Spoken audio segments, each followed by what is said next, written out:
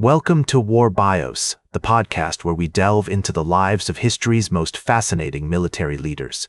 I'm your host, General Biography, and today we're going to explore the remarkable life of Paul von Hindenburg, a name synonymous with German military history. From his early days as a young officer to his rise as a renowned field marshal, Hindenburg's story is one of duty, honor, and the complexities of leadership. Born on October 2, 1847, in Posen, Prussia, Paul Ludwig Hans Anton von Benckendorff und von Hindenburg was the son of Robert von Benckendorff und von Hindenburg, a landowner, and his wife, Louise Schwickart. The family's noble heritage and military tradition would significantly shape young Paul's early life and future ambitions. As a child, Hindenburg grew up surrounded by the stories of his ancestors, who had served with distinction in the Prussian army, instilling in him a deep sense of pride and responsibility. The weight of history was palpable in the von Hindenburg household, where the walls were adorned with portraits of illustrious relatives, their faces stern and unyielding, yet hinting at a deep sense of loyalty and duty. Hindenburg's childhood was marked by a strict upbringing, with an emphasis on discipline, hard work, and loyalty to the monarchy. His family's estate, located near the city of Posen, provided a comfortable but modest lifestyle, allowing young Paul to develop a strong connection with the land and the people who worked it.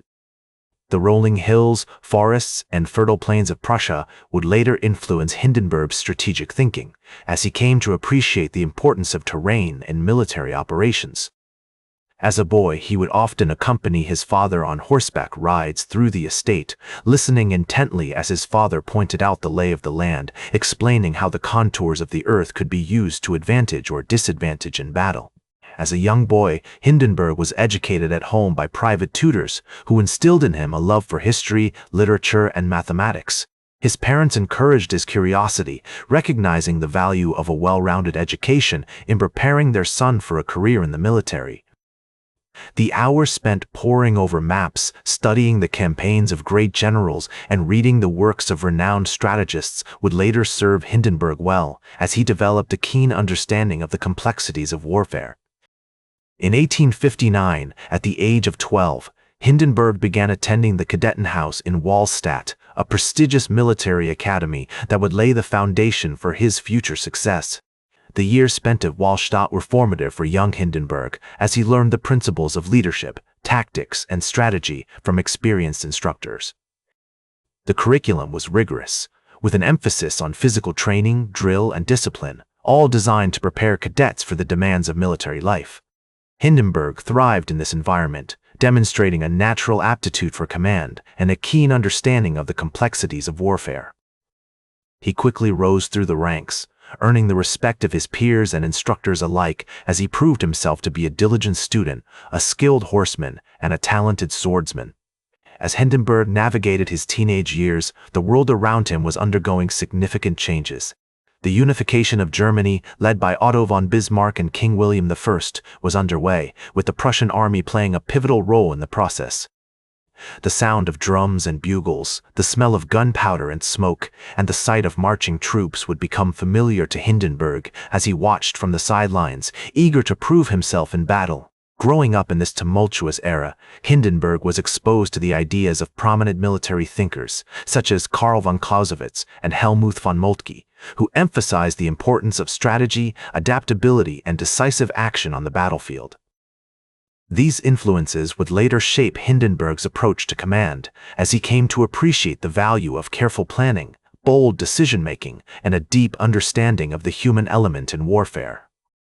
He devoured their writings, studying the campaigns of Napoleon and Frederick the Great, and analyzing the tactics employed by great generals throughout history. The young cadet from Posen was poised to embark on a journey that would take him to the pinnacle of military success, but also confront him with the harsh realities of war and the complexities of leadership.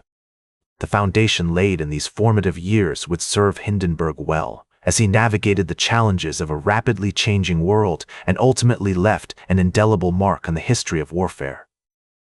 As Hindenburg's military career progressed, he found himself at the forefront of some of the most pivotal battles in European history, his name becoming synonymous with strategic brilliance and unwavering resolve. In 1870, at the age of 23, he participated in the Franco-Prussian War, where he distinguished himself during the Battle of Gravelotte on August 18, 1870. The scorching summer sun beat down upon the battle-scarred landscape as Hindenburg, then a young lieutenant, led his company into the fray, their bayonets glinting like 1,000 tiny swords. This battle marked a significant turning point in the war, as the Prussian army's victory led to the eventual capture of Paris and the establishment of the German Empire. The experiences of that fateful day had a profound impact on Hindenburg's development as a military leader, searing into his consciousness the harsh realities of modern warfare. He witnessed firsthand the devastating effects of artillery fire, which could reduce even the most hardened fortifications to rubble, and the importance of adaptability on the battlefield, where the slightest miscalculation could prove catastrophic. These lessons would serve him well in future conflicts, as he demonstrated an unwavering commitment to the principles of strategy and decisive action. In the years following the Franco-Prussian War, Hindenburg continued to rise through the ranks, earning a reputation as a skilled and dedicated officer. His ascent was marked by a series of notable assignments, each one honing his skills and broadening his perspective on the art of war. In 1885, he was appointed to the German General Staff, where he worked closely with prominent military thinkers, including Alfred von Schlieffen, whose influential ideas on strategy and tactics would shape Hindenburg's own approach to command. This collaboration had a significant impact on Hindenburg's strategic vision for the German army, as he began to develop his own unique perspective on the nature of modern warfare. One of the most notable events in Hindenburg's career occurred during the First World War, when he was appointed commander of the 8th Army on August 23, 1914. At the age of 67, he was tasked with leading a combined force of German and Austro-Hungarian troops against the Russian army in East Prussia, a theater of war that would prove to be a crucible for his leadership skills. The resulting Battle of Tannenberg, fought between August 26 and 30, 1914, was a resounding victory for the German forces as they encircled and defeated the Russian Second Army. As Hindenburg reflected on this triumph, he noted that the battle was won by the discipline and bravery of our troops, who executed their orders with precision and determination. This statement encapsulates the essence of his leadership style, which emphasized the importance of clear communication, decisive action, and unwavering commitment to the mission. The success at Tannenberg catapulted Hindenburg to national prominence, earning him widespread recognition as a brilliant military strategist. His partnership with General Erich Ludendorff, who served as his chief of staff, proved instrumental in securing further victories on the Eastern Front. Together, they developed a comprehensive strategy that leveraged the strengths of the German army while exploiting the weaknesses of their opponents. As their reputation grew, so did their influence, extending beyond the battlefield and into the rarefied realm of politics. Hindenburg's counsel was sought by Kaiser Wilhelm II himself, who valued the general's wisdom and experience in matters ranging from military strategy to national policy. Throughout the remainder of the conflict, Hindenburg continued to play a pivotal role in shaping German military strategy as he worked tirelessly to secure victories on multiple fronts. His contributions to the development of modern warfare were significant, as he pioneered innovative tactics and strategies that would influence generations of military leaders to come. As the war raged on, Hindenburg's legend grew, his name becoming synonymous with German martial prowess. His image was plastered on posters and printed in newspapers, a symbol of hope and resilience for a nation torn apart by conflict. And yet, despite the accolades and adoration, Hindenburg remained humble and grounded, his focus fixed firmly on the task at hand, securing victory for Germany and bringing a swift end to the war. His was a leadership style marked by clarity, decisiveness, and a deep empathy for the soldiers under his command, who fought with valor and distinction in the face of overwhelming odds. As the war finally subsided, Hindenburg's stature as a national hero only continued to grow, like a beacon of hope in a nation ravaged by conflict. In 1925, he was elected as the second president of Germany, a position he held until his death in 1934, earning the respect of his compatriots and the admiration of foreign leaders. His presidency was marked by a series of challenges, including the global economic crisis, which had left deep scars on the German economy, and the rise of extremist ideologies, which threatened to undermine the fragile democratic foundations of the Weimar Republic. Despite these obstacles, Hindenburg remained a symbol of stability and continuity, his presence a calming influence on a nation still reeling from the trauma of war. He navigated the treacherous waters of German politics with a steady hand, using his considerable prestige to broker compromises and maintain order in a country torn apart by factionalism and ideological divisions. His commitment to democratic values and human dignity was unwavering, even as the forces of extremism gathered strength, and he became an increasingly vocal critic of the Nazi Party's aggressive militarism and racist ideology.